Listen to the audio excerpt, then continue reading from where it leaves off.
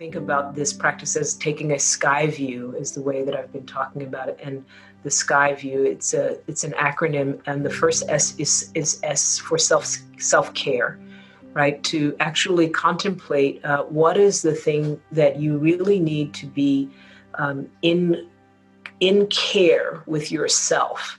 Because one of the things I have come to understand in my work is that often what is inhibiting our ability to be really in relationship with the so-called other is the lack of attention and awareness of and care. I don't mean acquiring material stuff, but care for ourselves. So what is that place that is unattended in you, that is as of yet unmet, unnamed, unseen, unacknowledged, that to presence yourself to that in your meditation practice, in your centering prayer, whatever your practice may be, will allow you to be in a greater degree of ongoing self-care. So that's S for self-care. And then also, what is the thing that you can do that will allow you to be have more kindness, right? To extend more kindness first to yourself, because again, I think that part of what I've really been able to see is that people's ability to be unkind to others has very much to do with an inability to be truly kind to themselves.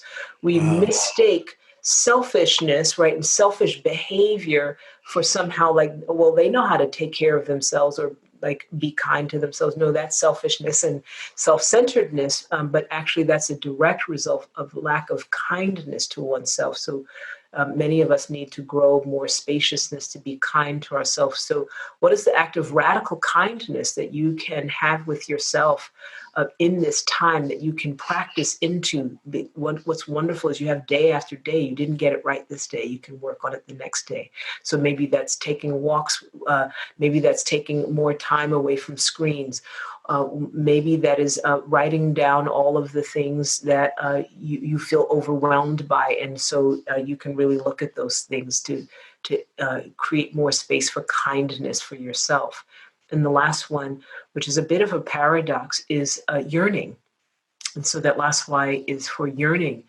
And the reason I invoke this is because oftentimes we tend to go to these dichotomies and binaries that get us trapped, where it's like, well, I can't have this, or this is not happening in my life. And so I'll just stoically stay away from it or repress it or suppress it. And I think that repression and suppression of that which we yearn for engenders a great deal of violence within us. Yeah. And so if we can acknowledge yearning, which doesn't mean we're going to get it, doesn't mean those things are going to come to fruition or they're ours, or you just because you wrote it down or you said it or you acknowledge it, it's all going to come to pass.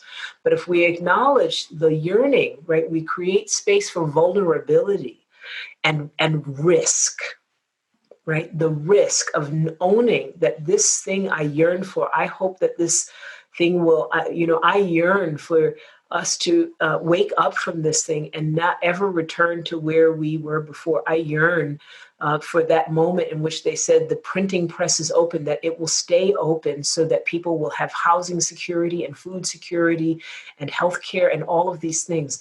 And by damn, the way that I know this country right now, it is unlikely, but I'm going to yearn anyway. Because if I don't allow for that yearning, then I will allow an aggression to be repressed and held down in my belly. Yeah. So taking a sky view. I love that. That's really beautiful. Why don't we all just like rest in that big sky embrace for a moment? And really allow ourselves to be in that space of boundlessness with each of those practices. Right, to let them go wherever they may go, knowing that the sky is boundless, and it can hold all of our deep yearning for self-care, our hope and our wishes for kindness, and our own yearnings, and the yearnings that we have on behalf of humanity, but on behalf of our families, the yearning that we have to end suffering. Boundless. It can be held by the sky.